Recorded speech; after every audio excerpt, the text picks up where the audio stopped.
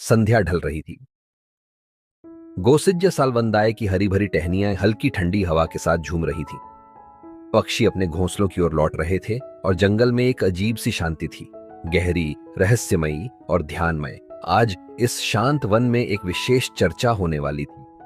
आयुष्मान महामोग्गलायन, आयुष्मान महाकश्यप, आयुष्मान अनिरुद्ध, आयुष्मान रेवत, आयुष्मान आनंद और आयुष्मान सारिपुत, ये सभी अपने अपने तप और ध्यान के लिए प्रसिद्ध थे।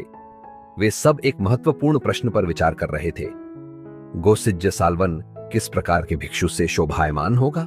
सायंकाल होते ही सभी स्थविर भिक्षु आयुष्मान सारिपुत्त के पास पहुंचे। सारिपुत्त ने गंभीर स्वर में पूछा, हे महान साधकों, यह पवित्र वन किस प्रकार के भिक्षु से शोभायमान हो सकता है? आयुष्मान महामोग्गलायन ने उत्तर दिया, जिस भिक्षु ने गहरी समाधि की अवस्था को प्राप्त कर लिया हो, जो अपने चित्त को पूर्ण रूप से स्थिर कर चुका हो, वही इस वन को दिव्यता प्रदान करेगा। आयुष्मान महाकश्यप बोले, जो कठोर तपस्या और संयम का पालन करे, जो त्याग और वैराग्य में अडिग हो, वही इस वन की शोभा बढ़ाएगा। आयुष्मान अनिरुद्ध ने अपनी दिव्य दृष्टि से देखते हुए कहा, जो संसार को अपनी करुणा से देख सके, जो अज्ञानता के अंधकार को ज्ञान से मिटा सके, वही इस वन को गौरव प्रदान करेगा। आयुष्मान रेवत बोले, जो भिक्षु एकांत में ध्यानस्थ हो, जो मौन साधना करे, वही इस वन का वास्तविक सौंदर्य होगा। आयुष्मान आनंद ने अपनी स्नेहपूर्ण वाणी में कहा, जो भगवान बुद्ध के उपदेशों का प्रचार करे, जो धर्म का प्रकाश फैलाए, वही इस वन का सच्चा आभूषण होगा। अंत में आयुष्मान सारिपुत्त ने अपनी बात रखी, जो भिक्षु बुद्ध की शिक्षाओं को न केवल आत्मसात करे, बल्कि उसे जिए, जो दूसरों को भी सत्य की ओर प्रेरित करे, वही इस वन को शोभायमान बनाएगा।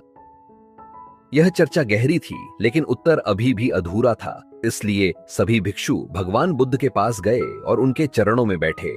आयुष्मान सारिपुत्त ने विनम्रता से कहा, भंते, हमने चर्चा की कि गोसिज्जा सालवन किस प्रकार के भिक्षु से शोभायमान होगा।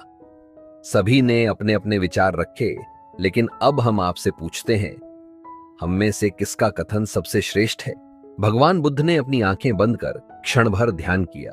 फिर उन्होंने अपनी शांत करुणामयी वाणी में कहा, सारिपुत्त, तुम सभी के कथन उत्तम हैं, लेकिन मैं तुम्हें बताता हूं कि सच्चा साधक कौन है।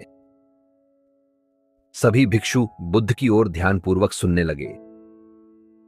वह भिक्षु जो भोजन ग्रहण कर चुका हो, जिसने भिक्षा से निवृत्ति प्राप्त कर ली हो, जो अपने आसन पर सीधा बैठकर अपनी चेतना को पूर्ण जागरूकता के साथ स्थापित कर ले, वही इस वन की सच्ची शोभा है। जो भिक्षु यह संकल्प करे कि वह इस आसन को तब तक नहीं छोड़ेगा जब तक उसका चित्त पूर्ण रूप से मुक्त न हो जाए, वही इस वन का वास्तविक सौंदर्य है। मन कुत्सा रश्चामि।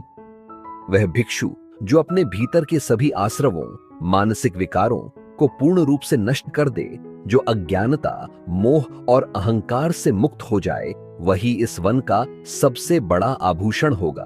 भगवान बुद्ध वहां से प्रस्थान करने लगे, लेकिन उससे पहले उन्होंने दीघपर्जन यक्ष से कहा, हे यक्ष, ये सभी साधक केवल अपनी मुक्ति के लिए नहीं, बल्कि समस्त प्राणियों के सुख और कल्याण के लिए साधना कर रहे हैं।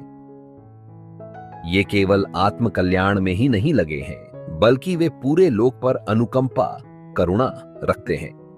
इन्हीं के कारण संसार में धर्म का प्रकाश फैलेगा। यह सुनकर सभी भिक्षु गहरी प्रेरणा से भर गए। अब उन्हें समझ आ गया था कि सच्चा साधक वही है जो अपनी मुक्ति को ही अंतिम लक्ष्य न बनाए, बल्कि अपनी साधना से पूरे संसार को लाभ पहुंचाए। इस कथा से हमें क्या सीख मिलती है? सच्ची शोभा बाहरी नहीं, बल्कि आंतरिक साधना से होती है। जो व्यक्ति अपने लक्ष्य को पाने के लिए अडिग रहता है, वही वास्तव में योग्य साधक है। गहन ध्यान और आत्मविकास से ही सच्ची मुक्ति संभव है।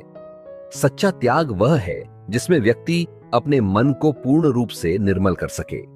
साधना केवल आत्ममुक्ति के लिए नहीं, बल्कि लोक कल्याण के लिए भी होनी चाहिए।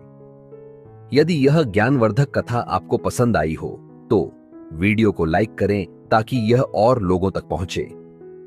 कमेंट करें कि इस कहानी से आपने क्या सीखा। अपने दोस्तों और परिवार के साथ शेयर करें ताकि वे भी इस ज्ञान का लाभ उठा सकें। हमारे चैनल को सब्सक्राइब करें ताकि आपको आगे भी ऐसी ही ज्ञानवर्धक कहानियां मिलती रहें। धन्यवाद। अगली कथा में फिर मिलेंगे। तब तक ध्यान और शांति बनाए रखें।